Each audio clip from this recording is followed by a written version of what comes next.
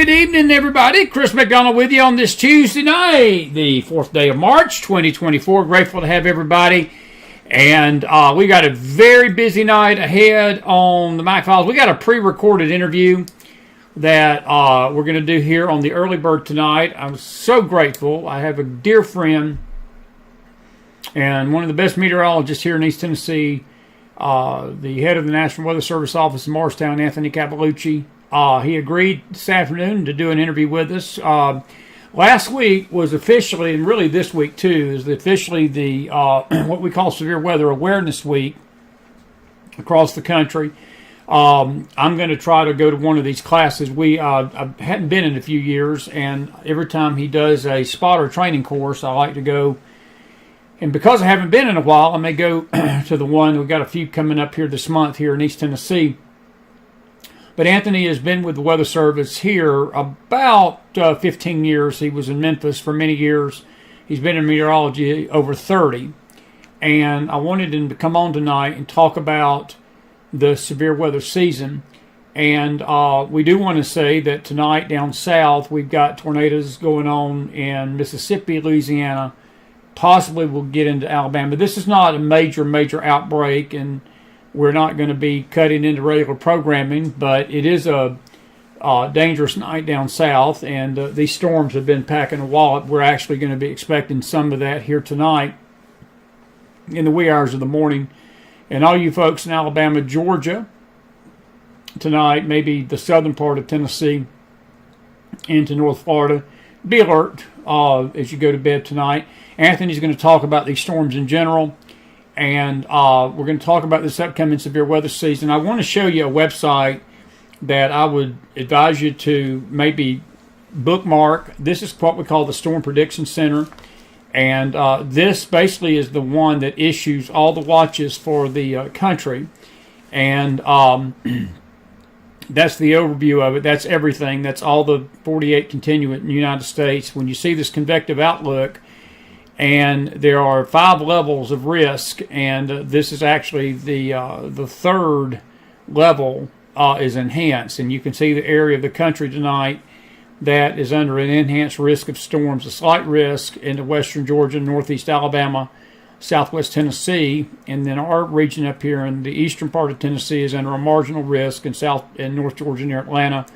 And then this green area, the lighter green, is just general thunderstorms. And then you can actually click on how much risk the tornado is. There's a fairly high tornado risk. 10% is not great, but it's a pretty good wallop over in southwest Alabama. And then the wind field is the main thing. 30% of damaging straight line winds and hail, and you can see, and that's an area. And then if the National Weather Service is monitoring certain areas of the country, they do these mesocell cyclones, these discussions. And you can click that on. And even the most novice of persons that don't even understand weather, this helps you understand where the bad weather is and so forth. And current watches. We're going to talk about the watches tonight with Anthony, the difference between a watch and a warning. And there's the one in southwest Alabama tonight. And then down here where you see the darker red shading, that's the possibility of tornadoes, whether they're moderate, slight, or likely EF2 tornadoes. And we didn't really get into that with Anthony so much tonight, but the EF2, the Fujita rating, Ted Fujita, one of these days we're going to get him back on, and maybe this spring. He's promised to come back on in April, and we'll talk about that more. But this is a good overview of this upcoming severe weather season and how to prepare for it, and so forth. Weather is part of our lives. We've had bad weather on this earth for 6,000 years. In fact, I think it was Job that first encountered a whirlwind out of the north, killed his family, actually. And this earth is a-shaking, and it's just good to be prepared. We're not trying to scare you. We're just trying to prepare you. And so just heed what Mr. Calulucci is saying tonight. He's a good friend of mine, and I've met him. He's given me a tour of his office, National Weather Service. It's a fantastic tour, and they're going to start those tours back in April. We are going to talk about the cutting of the personnel at the end of this interview, so it has things to do with what's going on with the Doge, because they're basically cutting a lot of the offices out across the country. Thank God ours here in Morristown, near Morristown where I'm at, is not affected, at least not right now. And that's a good thing. After this, we're going to sit back like all of you will at 9 o'clock tonight, and we're going to listen to President Trump's comments to a joint session of Congress, and we'll be back on after that, however long that takes us. And as of right now, we're not sure who we're going to have on. We might get old James Akers back on the phone with us to talk about it, and some other folks, and we'll take your comments and questions about it tonight later. I want you to give Anthony your attention, and at the end of this, if you have any questions, please save them till the end of the show, because nobody's going to be monitoring the chat to answer your questions, so please, this is a recorded interview, and I'll add a few things to it at the end tonight. But here's Anthony Calulucci, my dear buddy. I really am grateful he took his time out today. He's a busy man, and he's busy keeping us safe here in East Tennessee with his forecast and monitoring things in the mountains. We have fires. I will say this tonight.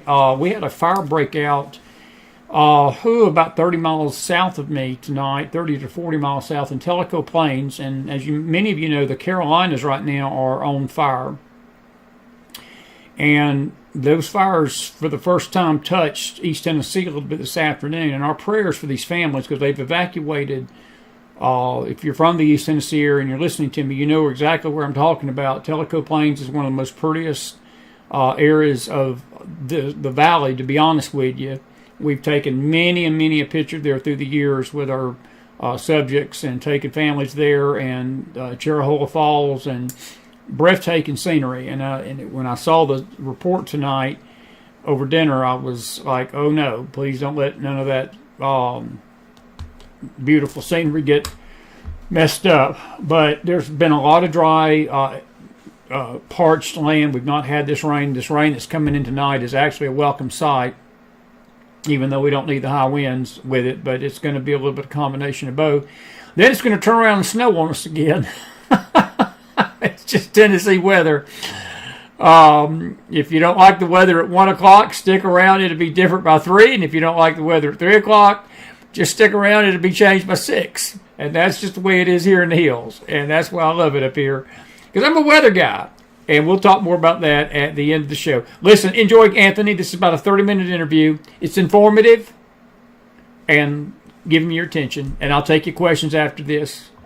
Here's Anthony Calulucci, my dear friend and head of the National Weather Service office right here in Morristown, Tennessee. Enjoy the interview.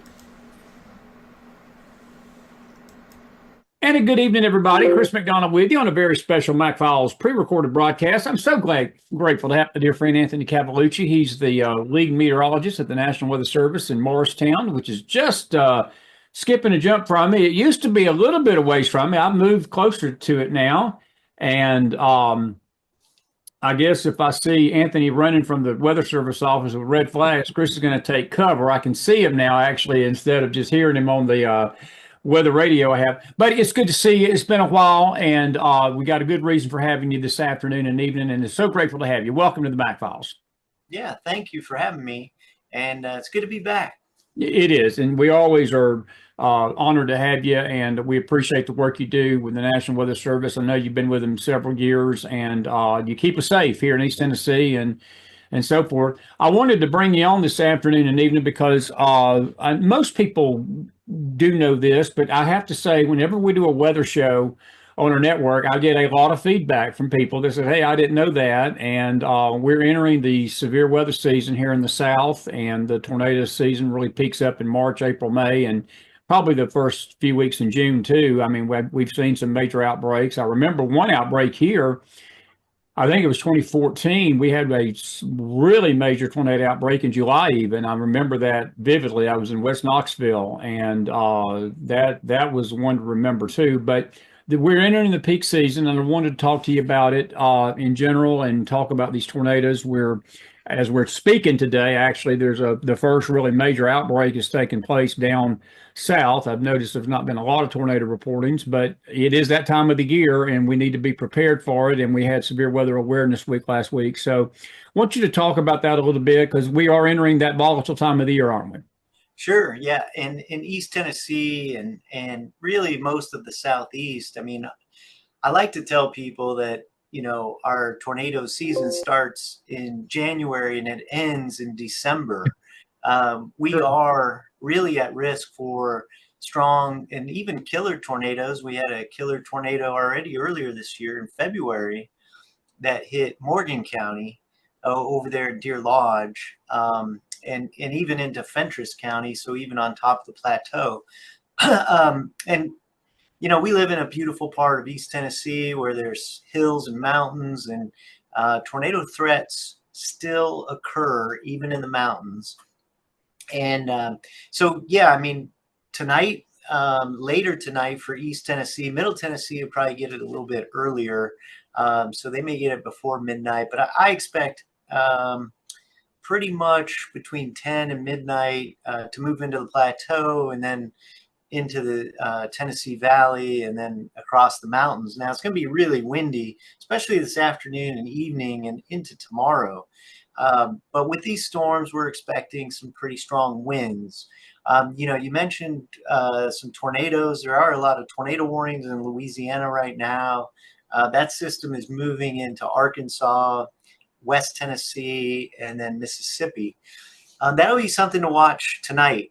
One big threat that we have to deal with here in East Tennessee during severe weather is nighttime events, which is what we're dealing with. Most people are asleep, and when it's dark out, you can't see certain cloud features that are important or potentially tornadoes. So this is a real dangerous time for that weather to move through. And we like to encourage people to get a no weather radio that can wake them up in the middle of the night, even if their power is out. And so they can take appropriate action to protect themselves and their families. You also have a cell phone feature that could alert you to tornado warnings, but also some severe thunderstorm warnings. If we're expecting 80-mile-an-hour winds or very large hail, that will set off your cell phone. But otherwise, a general thunderstorm warning that we issue will not trigger your cell phone alert, but it will trigger your weather radio. I know we've had, and you mentioned the situation in January. It's really actually been a very cold winter when you think about it. And I remember that event well because we had the couple of days the temperature shot up and boom, that cold front came through and we had this severe weather outbreak. And that's where we have a lot more danger in the winter down here than they probably do up north. But as we get warmer, it's going to get more and more volatile with these air masses clashing and so forth. But is March sort of, I know you mentioned January to December, we're all at threat, but March through, I guess, June is the peak of the tornado season. Is that correct? Yeah, right now, I would say the peak month is April, but it starts to build up in March. When the days start getting longer and we're kind of in that transition season from winter to summer, and spring is one of those trigger points for us that we really have to pay attention to. So I think that the springtime is just one of those times that we got to be particularly focused on. The situation with tornadoes in Tennessee, and we're talking in general the country too. The Southeast is really, I tell you, I think about Mississippi. It just seems like Mississippi, that central Mississippi area, Western Alabama, and northern Louisiana, and I would say Arkansas too. Most people when you say tornadoes, they think of Oklahoma, Texas, Kansas, but Anthony, I tell you, over the last, I'd say 3 to 5 years, there have been some major, major outbreaks in that region of the Deep South. I would call it the Mid South, there in the Mississippi River Valley. Is there a reason why things have shifted there? Have they always been this way, or do you think it's just climate patterns that every year's different, and you really can't pinpoint where these things are going to form because every state in the union is susceptible to them, aren't it? Yeah.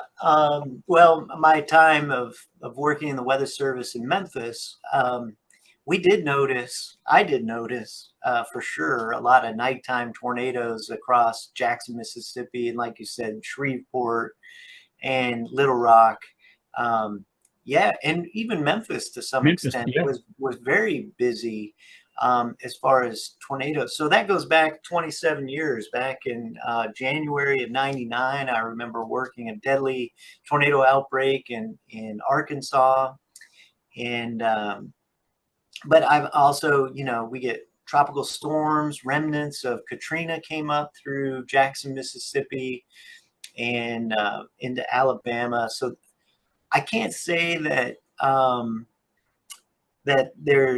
it's a new thing, because it has been happening for several years, and I think we're just more attuned to it, if you know what I mean. Like, Right. news stories are covering it, and they're nighttime tornadoes. So again, people are asleep and tragically die because trees fall on their residents and things like that. Is there, and I guess it's just mainly where we're at in the country, but we're further east, and these storm systems seem to come across the country. And is there a science to why we have more nighttime tornadoes here? Is it just where we're just because of location? Yeah, well, in East Tennessee, okay, I got to focus here a little bit because that's where we are. Right. What ends up happening, like today, for example, I mean, West Tennessee is going to get it kind of during their peak heating. And these storms are going to pack a punch until about Middle Tennessee, and then they're going to start weakening as they move off the plateau into the Tennessee Valley. But by then, it's midnight or 1 in the morning, and so a lot of that fuel for um, the storms are looking for it. They can't find it, so they weaken quite a bit until the following day when they're in North Carolina, and then they heat up again. That's true. So that's kind of what we're expecting. And really, we luck out here a lot of times. And occasionally we get the short end of the stick and get the severe weather or tornadoes. But for the most part, that's how it works for us. Is the valley a protector? In people in valley locations, do they tend to not get as much severe weather? I know, as you said, from time to time we have gotten some pretty. I'm thinking of the tornado that hit Knox County here a couple of years ago. It was in the middle of the summer, and the Yeah. valley didn't make a whole bit of difference there. But for the most part, it is true the plateau seems to get walloped, and then we get a little break, and then it jumps over us. And North Carolina, South Carolina, they get walloped again. Yeah, I just got to say we got to keep our guard up, even if we live in the valley. And eight out of 10 times nothing happens. But it's those other 2 times that can really affect you, especially if you're not prepared. Right.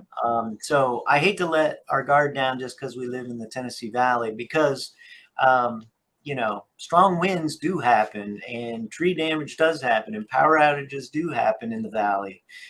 So really, just no matter where you are, if you're in the mountains, you're not safe. If you're in the valley, you're not safe. You just have to be prepared. I know that there's no way to predict this, but I was reading actually a story yesterday in a publication, and it was a storm chaser, and they were predicting. And again, as weather is a prediction science. I mean, there's times we get it right, sometimes we don't. We try to, forecasters do, and but they were predicting that we could be in for a possible more robust severe weather season this year than others, even though I thought last year was pretty robust, watching those huge tornadoes in Iowa and Nebraska last spring. I mean, it things real once they ramped up last year. We had a really volatile 2024, I thought, record-setting months. And I'm talking the country in general here. Do you Right. see any patterns in your looking at this that would indicate that we could be in for a more robust severe weather season, or is it just every year is different and there's really no way to tell right now? Well, I mean, like if you live in the valley or the mountains, we at the Weather Service are always prepared for severe weather outbreaks. And, we're always, when we're doing our forecast, those are some of the things we're looking for. Okay, which day is the best day for severe weather? And then how are we going to ramp up our operations? Who's going to be covering the shifts? Who's going to be helping? Who's going to be on overtime? And and that sort of thing. So it's kind of like a week in advance we kind of know. But when you talk about a broad outlook, um, for what the severe weather season is going to look like, I was looking at some longer range models and really focusing on our forecast Right. area. For people that may not know, there's 122 weather forecast offices across the country. So Nashville covers Tennessee, Huntsville covers 3 counties in southern middle Tennessee, Memphis covers West Tennessee, and some 3 other states, portions of them, and so on and so forth across the country. But when I was looking at our forecast area and what that means for East Tennessee and a little bit of Southwest Virginia, Southwest North Carolina, it does look like March is going to be a little bit busier for severe weather. And I don't know if that will lead into April, but oftentimes what we'll do is it's sort of like a wave. We'll get a whole bunch of action, and then things will sort of settle down a little bit, and then we'll be followed by some more thunderstorm action, if you will, and that can continue, through May, Right. and even parts of June, like you were mentioning earlier. I want to talk just some historical things, and then I'm going to get into some terminology with you for our audience. A lot of these folks are weather rookies, and some of them are weather experts, and some of them are sort of in between. Sure. But speaking historically, I'm thinking that we're coming up this year, next year actually, will be the 25th anniversary of it. This is the 24th anniversary of the super outbreak that we all experienced here in Tennessee. I never will forget it in 2011. We've not really had anything like that since. And are those 40-year, 50-year events that hard to predict? I mean, that was a pretty intense situation. And, it had been 74 since we had that kind of event here in the South. Yeah. What I'm hoping is that was like a once in a lifetime thing. Me too. I think we've had a little over 325 tornadoes in our forecast area, and 55 of them came on April 27th, 2011. Wow. Exactly. So I'm hoping that we don't see another outbreak like that. I will say that we were, 6 days ahead of time, we had talked about the potential of a pretty significant severe weather outbreak. So you had at least that many days to start preparing, right? And then as the days got closer to that day, we were more and more on it, messaging on our social media pages as well as our forecast products, and really relying on our media partners and television to help relay that information to the public. So that has been really important. And, our forecasting technology is getting better. So here you mentioned 10, 15 years later, now we're even more confident when we see something like that happen. And this high wind event that we've got going on today, and the fire weather concerns of rapidly spreading fires, we've been all over it all week. So trying to get that message out to everybody what to expect. I'm glad you brought that up. Well, I know we're talking about severe weather, but I do want to ask you about the South Carolina situation. That is a wild, I've never seen the South Carolina on fire like it's been. Is that related to these high winds, what's happening over there to our neighbors to the east? It may be more related to why it's just been dry. Right. And so when we get those fine fuels to be so dry and low humidity, and that's a little unusual when you think about Myrtle Beach being so close to the ocean. Exactly. And some of these, plants and other things that may not be necessarily taken care of. But wind does help drive that. So low humidities and wind and a spark are really all you need. So I know that South Carolina has issues. I know that Atlanta and Georgia has problems, and then we're dealing with them here. I mean, you look outside, you can't even see the mountains. True. There's a lot of smoke and fires burning now. So, and it's that time of year. I mean, spring and fall are typical fire weather years, but certainly need to keep an eye on it. And we look at California burning earlier. Right. It was unreal. Yes, a lot of strong winds, again, driving that really dry air and then blowing all the embers and spreading the fires. Let me ask you this: the person that's sitting out there tonight, they probably don't understand where Anthony Calulucci's sitting and what you look for, and have the pressure y'all have on you to make sure the public knows these storms are coming. But I would like for you to explain a couple of things: the watch and the warnings. You have severe thunderstorm watches and warnings, and the criteria for that. A Okay. tornado watch, and a difference in a watch and a warning. I know that I've been a weather junkie since I've been a child. It's just like the back of my hand. But there's a lot of people, when they hear we're under a tornado watch, they don't understand what that really means and a warning.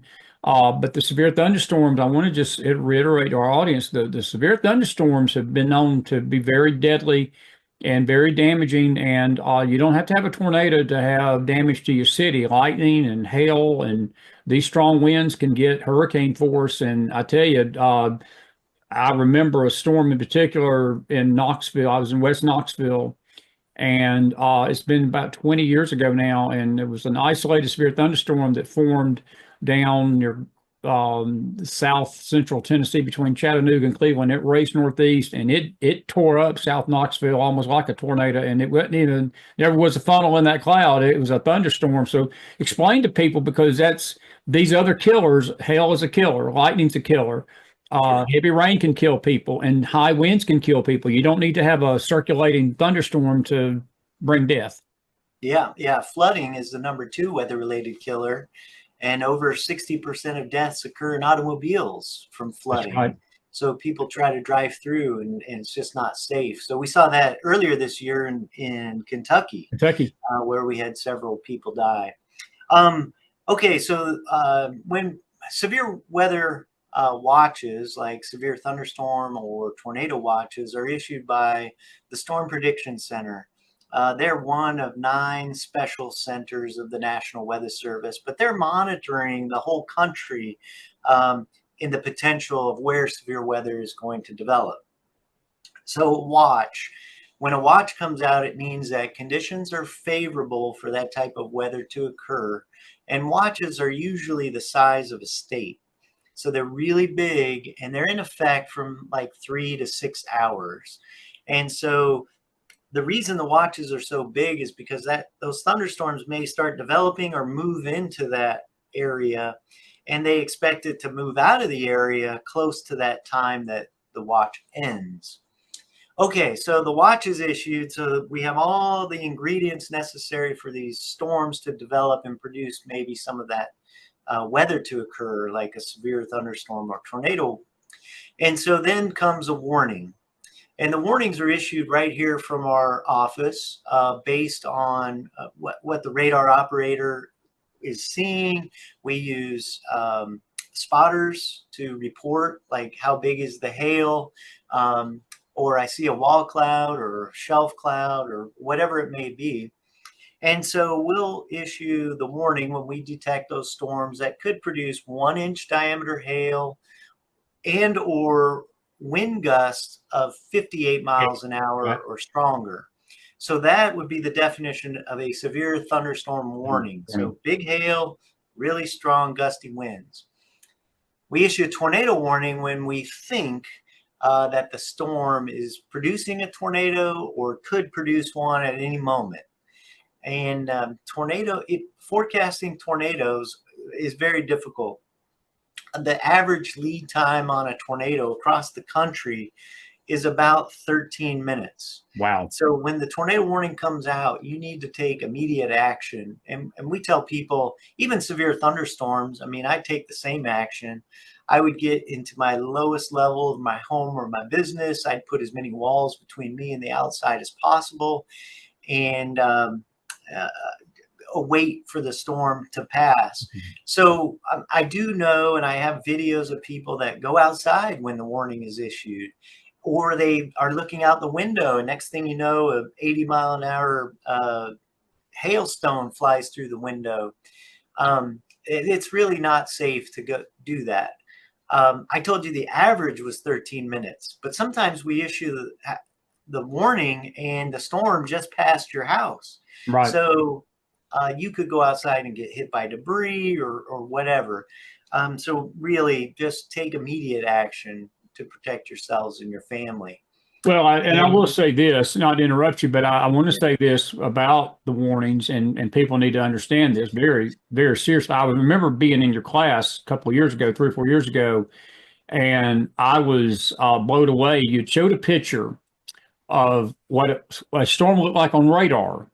And you said, on radar, the storm didn't look that big a deal, but our spotter was standing underneath that storm and that funnel was touching the ground. And that's why, forecasting is so difficult at times. And you had the warning was issued once you got the word from the spotter. You wouldn't have been able to issue that warning. That's why spotters and people on the ground are so important, because sometimes the radar, we got Doppler radar now. And I remember in the old days, Doppler radar has been out there, for a few decades now, but we used to didn't have Doppler radar, but now you can literally see the winds inside that storm. But even Doppler radar, you still have to have those people on the ground telling you what's going on, don't you?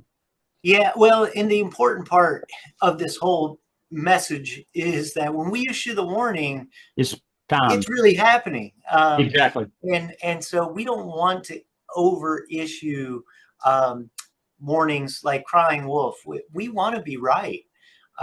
So we try really not to overwarn for certain storms so that people do take it seriously. Like, whoa, they really weren't kidding when they issued that, were they? But I think that's important to know because, I mean, you could just willy-nilly just issue severe thunderstorm warnings or tornado warnings on a lot of storms. Exactly. But we're really thinking about it and considering it. We're talking it over with each other. Like, okay, do you see this? Is this what you're seeing? What do you think? Should we wait another few minutes before issuing it?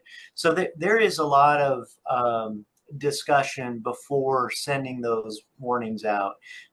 Again, because we don't want to cry wolf. Right. And I want to ask you about this, and again, this is probably more seasoned weather folks out there, because I've noticed this when the warnings are issued now, there's a lot more detail to them, even in the last 3 to 4 years, because on a severe thunderstorm warning now, if you look at those warnings, it tells you the estimated size of hail, the winds in it, and whether it was observed or whether it's radar indicated. And I'm talking tornado and severe thunderstorms. And I find that interesting. And even on the severe thunderstorm warnings, the tag now, there used not to be this tag.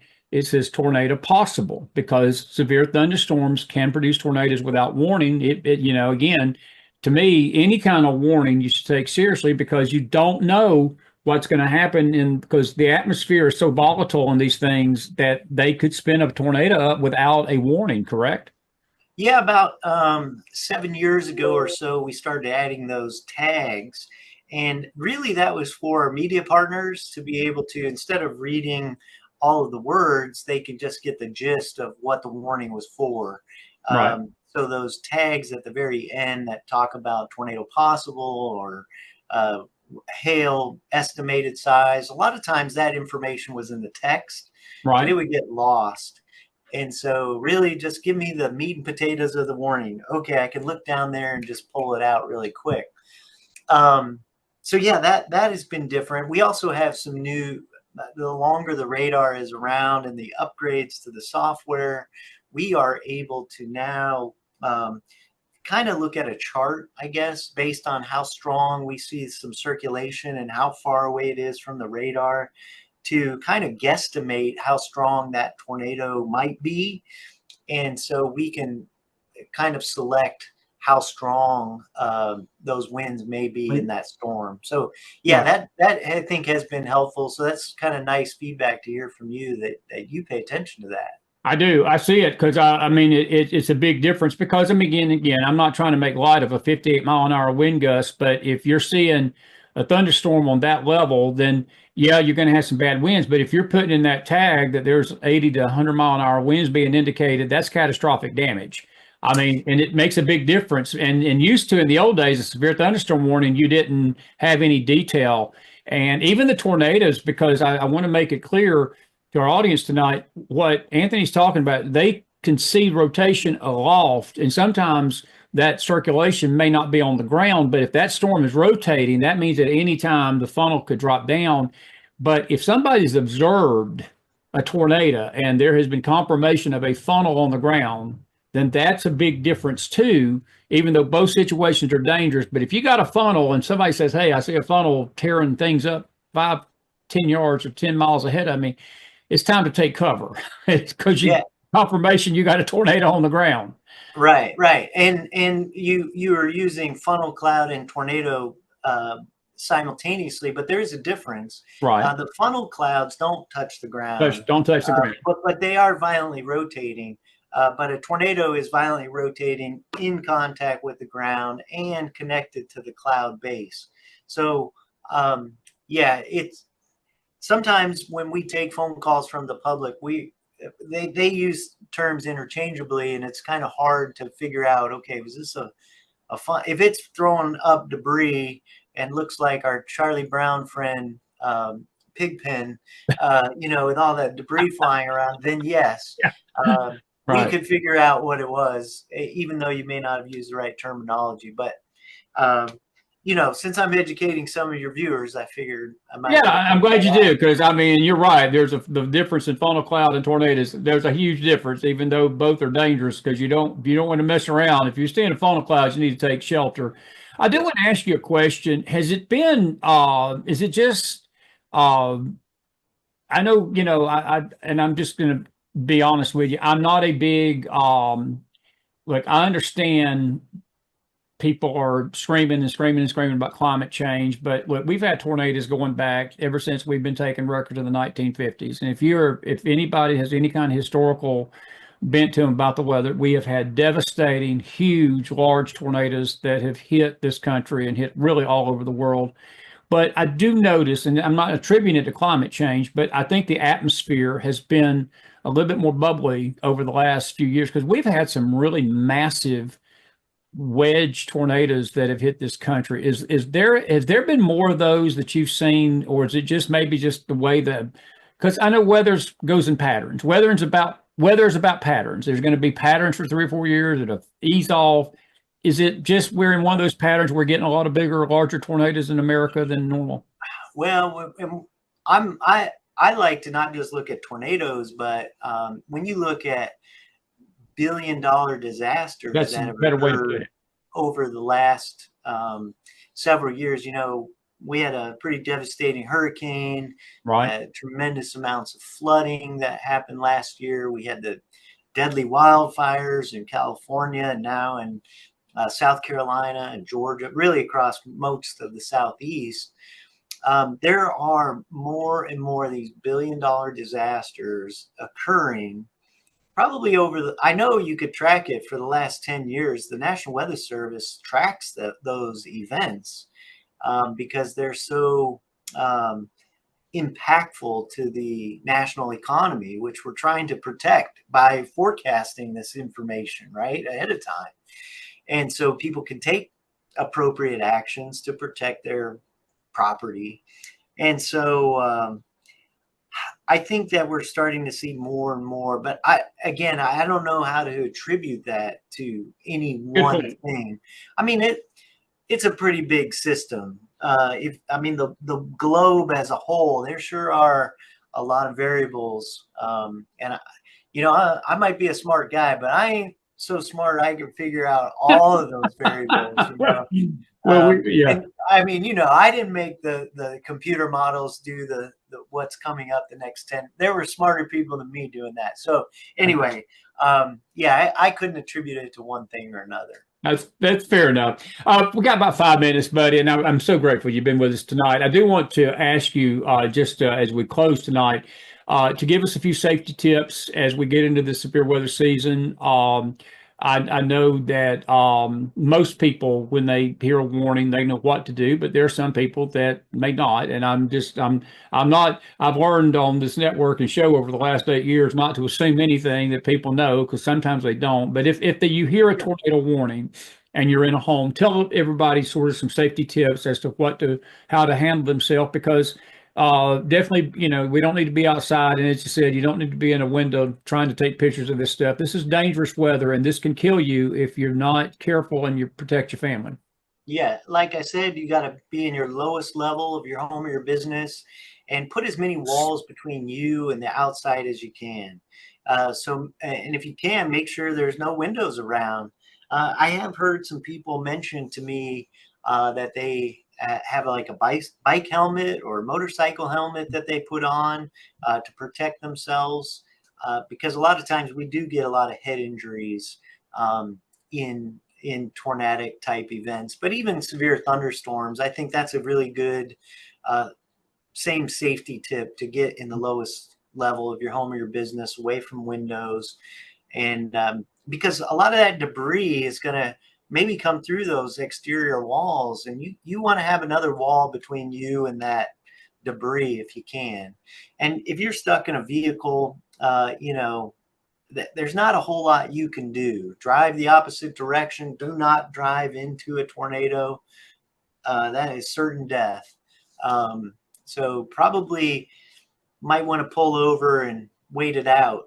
Don't pull under an overpass, though. That's where I was going right there, because that big video, I remember that video like it was yesterday, and people think that's safe. It's not. Do not get under an overpass thinking that's going to protect you from these winds. It's going to probably suck you out quicker.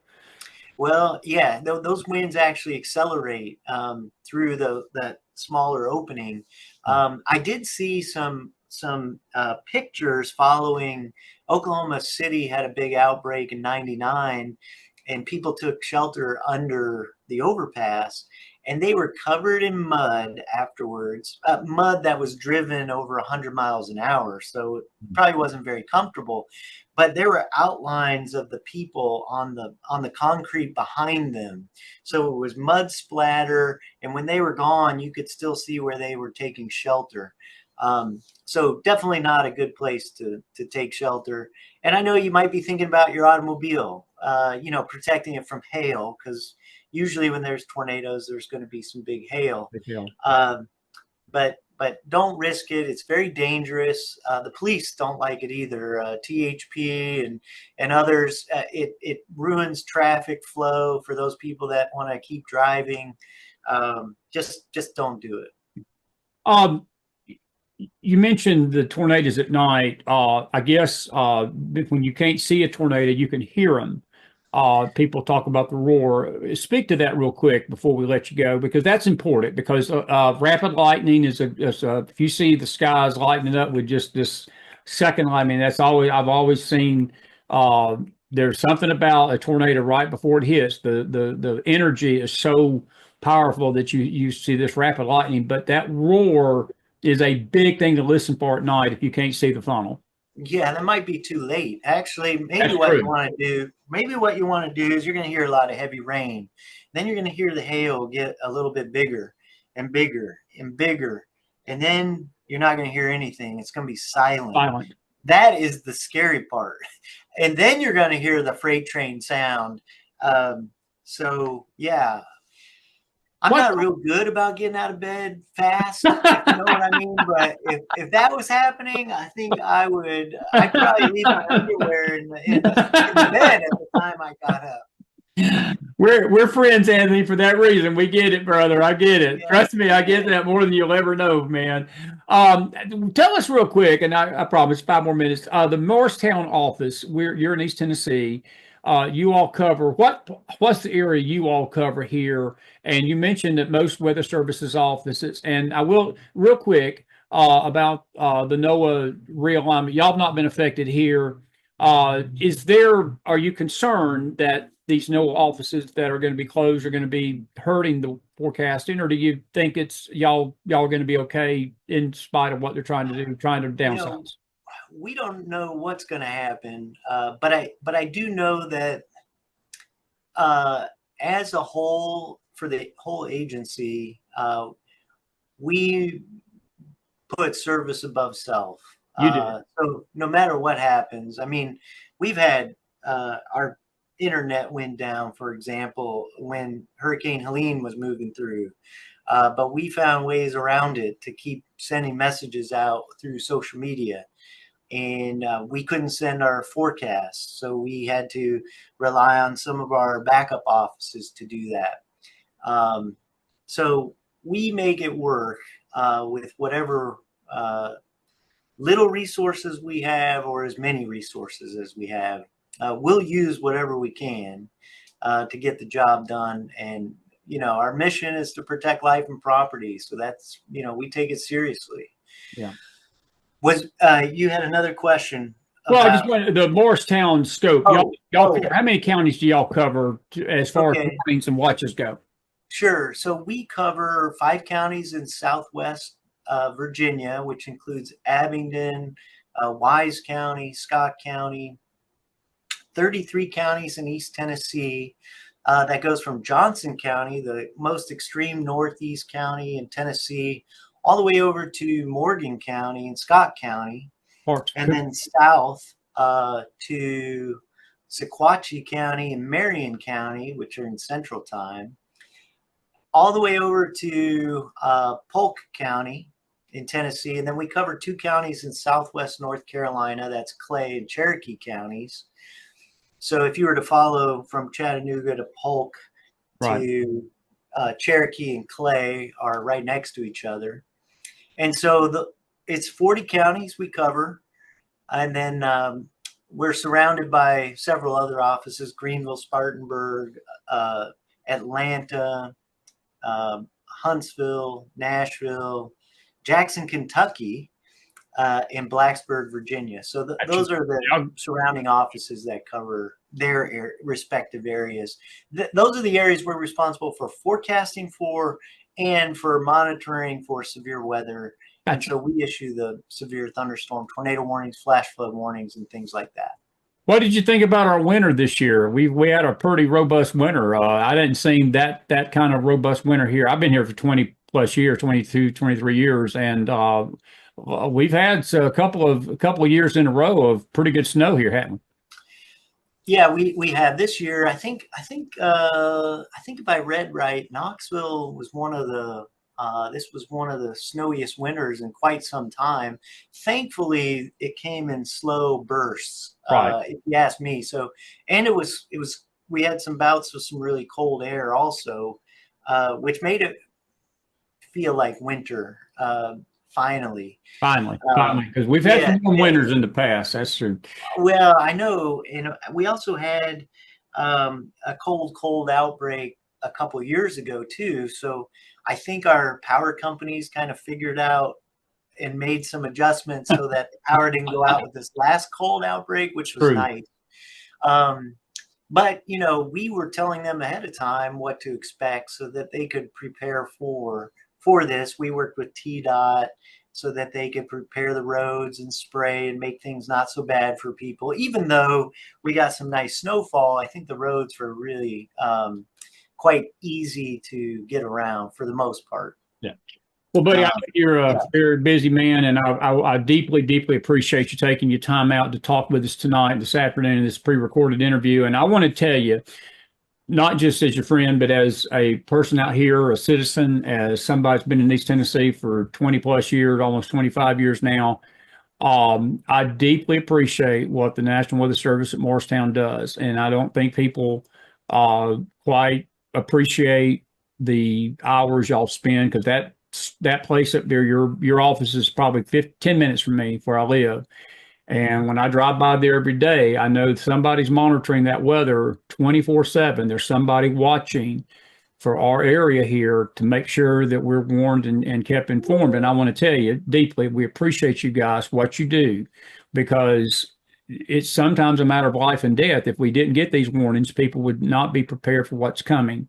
And I want to thank you for that and your service there, Anthony. And just coming on and talking with us tonight has been great, and I appreciate that very much. And I want you to know we're always out here. You may not, I know you hear the bad, but I want to tell you the good. There's a lot of people that appreciate what you do. I really mean. Well, thank you very much. I appreciate those kind words, and y'all be safe now. Anthony Calulucci, everybody, National Weather Service, Morristown. I'll be back in just a second with some more thoughts, Anthony. Thank you so much. Appreciate you. Okay. Bye-bye. Anthony Calulucci. I like my buddy. I tell you, that's a good guy right there. I've known him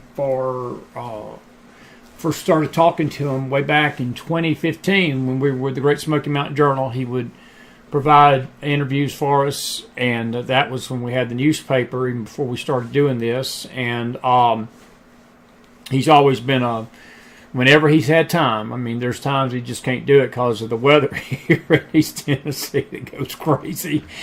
And we do get crazy weather. We were talking about the winter here. We have had one of the snowiest winters on record. I've been here 25 plus years. I got here in 1999, and this is 25. So it's about 26 years actually, going on 26 years. And I've never seen the winter we've had here like we've had this past winter with the snow and the cold. It's been a brutal stretch from December till now, and it's still. We've got another cold snap coming after these storms tonight. We're going to have snow back in here tomorrow. Not much, but enough to cover the ground probably in some parts. But I hope you enjoyed Anthony tonight. I do want to show you a couple of things, and we got to get out of here because President Trump's about 20 minutes away, and I noticed the counter was going down. People are wanting to listen to him tonight. As I don't blame you for wanting to listen to him too, because he's going to be talking to Congress, and we're going to have some thoughts on that. But the next time we do this, and this is Severe Weather Awareness Week, and we may even bring it up again Thursday night, we're trying to get James Spann, who is one of the most, Anthony is a local National Weather Service guy, and it's no reflection on him. Anthony Calulucci, I'd put him up against any weatherman in America. James Spann is probably one of the most famous weather people down south. You folks in northern Alabama know that name. And he is going to try to come on. But we didn't really talk about this right here, and I'll just show this to you. Whenever you hear the weather people talk about the tornado was an EF 1, 2, 3, 4, 5, that actually is the way they judge that is the damage that it does and the estimated wind speeds. Now, as you heard him say, the weather technology has gone into orbit compared to what it was even 20 years ago. And I think I heard him say that the average warning time from the time that they know a tornado is about to form or has formed is 13 minutes that you will know to take shelter. That used to be nothing. That used to be 2 minutes, 3 minutes. But over the period of time, the average warn time is 13 minutes. But after these tornadoes hit, they send teams out to survey the damage, and they estimate the wind speed based upon this scale right here.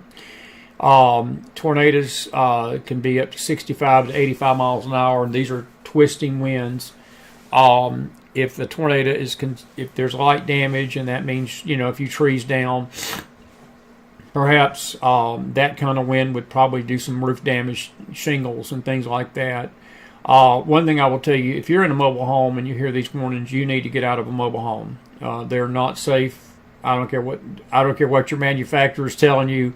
These homes, I've heard them talk about this, and your home can sustain up to 200 mile an hour winds. These mobile homes cannot do that. I'm just being honest with you. I wouldn't risk it. But EF1, 86 to 110 miles an hour, those can do moderate damage, and any of these storms can kill people, folks. EF2s are considerable damage. The tornado we had here in Knoxville just 2 years ago in August, it was a freak summer tornado. We don't get tornadoes in the summer here, but we got one that year, and it was an EF2, and it tore up West Knoxville. And then when you start getting into EF3, 4, and 5s, you're talking severe, devastating, and just absolutely incredible damage. A EF5 tornado, I think the highest wind speed that we've ever had recorded was a tornado in El Reno, Texas, or El Reno, Oklahoma, I should say. And this was back in 2013. This is the tornado that killed the storm chasers. And this thing was such a monster. And there were winds being clocked in that tornado up to 335, 340 miles an hour. And that is as of right now, that is the highest wind speed we've ever had recorded in a tornado. There's been some recent ones. There were the storms that hit Iowa and Nebraska last year.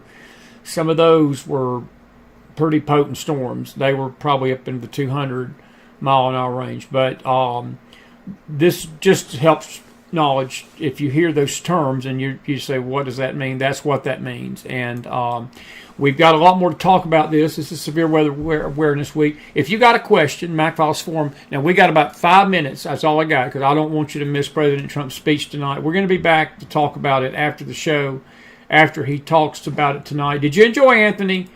If you did, put some fire in that house. And I hope that you enjoyed him. He was very, very, very well spoken. I appreciate that. And I know Tim Neal. I see Tim Neal out there, Southwest Ohio, Xenia, Ohio, is a famous. There's a lot. I'd like to do a show. What I'd like to do with James is talk about some of these historic tornadoes that have hit the country. Oklahoma City in 1999, Xenia in 1974. Ohio has been hit by some massive storms. Indiana, there was a tornado that I remember in 1998. I was working at the time with a photography company, and we were in downtown Nashville, and one went right through downtown. These storms normally don't do that. My hometown of Atlanta. I think what got me fascinated with these storms was 1975, and that's 50 years ago right now. Yeah, it was March of 1975. It's ironic we're doing this tonight. That was the year of what we call the Governor's Mansion tornado. That tornado hit the Governor's Mansion. And it was George Busby's house at the time. George Busby was our governor. And I never will forget it. Mom and Daddy, we lived in northwest Atlanta, and the people on WSB radio was telling everybody they had spotted a tornado in a certain area of Atlanta, and it was moving northeast. And Daddy was like, well, let's move it northeast. And Mama looked at my dad, and she says, Wayne, she says, that tornado is 20 miles southwest of us. For it to go northeast, it's going to come through the northwest part of Atlanta. She said, we need to get up. And it wasn't a matter of 10 minutes. Our house got dark. It was middle of the morning, and we saw the tornado go. You could see it, the dark cloud, go by. And about that time, my dad's church, our house sit at the bottom of a hill, and just looking from our front yard, it would be to our left. It was to the northwest of the house was Dad's church. We started hearing tin and roof material hit the parking lot of our church at the time, Dad's church. And that tornado had hit the Atlanta Industrial Park and was slinging material all the way back. And that had to have been 20 miles away. So it was a pretty powerful storm. But that was Chris's first encounter with a tornado as a 10-year-old kid. And it made me, if you've ever seen the movie Twister, it's a childhood thing. And I've always been fascinated with these things. We hate to see the loss of life, but I've always studied them. Now, I'm going to be back after President Trump. I will tell you, we are about to launch a weather network very soon, and we're trying to come up with a name for it. And we would encourage you to subscribe to it. We're going to get it monetized, and we'll definitely do a daily, even if it's a 10-minute weather forecast. If there's bad weather, we will be doing special reports into the night. It won't affect us here. We'll find a way to make sure we're on the McFiles, and we may do simultaneous broadcasts. But I think it's something I've always wanted to do. I've been putting it off, and it's if I don't do it now, when am I going to do it? I'm 60 years old. I mean, come on. So 50 years after the fact, I'm 50 years too late to the game. But we'll be letting you know more about that soon. Alrighty. A lot more to say about this, but I want to hear President Trump, and I know you do too. If you got any quick questions, thank you, Dory. March the 10th, Monday, we'll be on K-Star Talk Radio, Monday through Friday, 2 p.m. to 3. Go to kstarradio.com. Press the click here to listen live button, and that's where we will be. And that's going to be a new show, and we'll talk about the weather during the week on K-Star Times, and we'll have a weather forecast for the country and so forth. And I'm watching the wind blow my porch light down, so we've got some strong winds already starting here. I've got to go out there and fix that before the Trump speech. Now, I don't know how long President Trump's going to talk. I'm assuming about an hour. Stick around. I'm going to try to get James Akers. I know Magdalene Rose has said she's going to try to stay up and call in tonight, get her thoughts on it. We may get Leslie Millway, some other folks, just to give their take. This is the first address to Congress by President Trump during the second term. So I don't want to ruin that for you. So I'm going to let you go now, but we'll be back to chit-chat with you later tonight and so forth. Did you enjoy Anthony? I had a good time with him. I appreciate, look, he's a busy man, and they're monitoring the weather here in East Tennessee tonight because we got bad weather coming in. And he took time out of his schedule today. That was his free time. I could tell he was at the house. And I appreciate him. I do. And put some fire in that house for him tonight. Listen, may the Lord bless you tonight. Be safe out there wherever you're at in the country. I do want to say one other quick thing. Speaking of bad weather, this is Tropical Cyclone Alfred. And you folks in Australia, that's Queensland. I don't have my whiteboard out. We'll talk about this more probably in the morning on the Bible study. But that's Queensland. That's where Cleo lives. And I think here at Hunter, she's in Melbourne. She's a little bit further west of there. But other folks have actually sent us notification today. They heard our show last night, mentioned this, and they said, we appreciate you mentioning Australia because we're concerned. That's probably a Category 2 hurricane, as it would be in our hurricane scale, because hurricanes have scales too. But that's about to hit the east coast of Australia. And our prayers for you folks down there, and be safe wherever you're at. And that's why these weather networks are going to be important to talk about worldwide weather events and so forth. And Chrissy the Weatherman. We got to come up with a catchy title to it. Something like the MacHammer Weather Network or something like that. Or I can hear Jeannie Castellanova. Do you hear the words that are coming out of my mouth network? I think that'd be pretty fun. Or elementary, my dear Watson. It's elementary weather, my dear Watson. How about that one? I don't know. We'll figure something out. I've asked Kathy to give me some pointers so I don't do something stupid. So if you got any suggestions, McFilesForum@gmail.com. All righty, let me get out of here. You folks in Australia, be safe is all I got to say. Be safe in the country tonight. We'll be back after President Trump's speech. Anthony Calulucci, my dear friend. Thank you, buddy. Good interview tonight. Be back.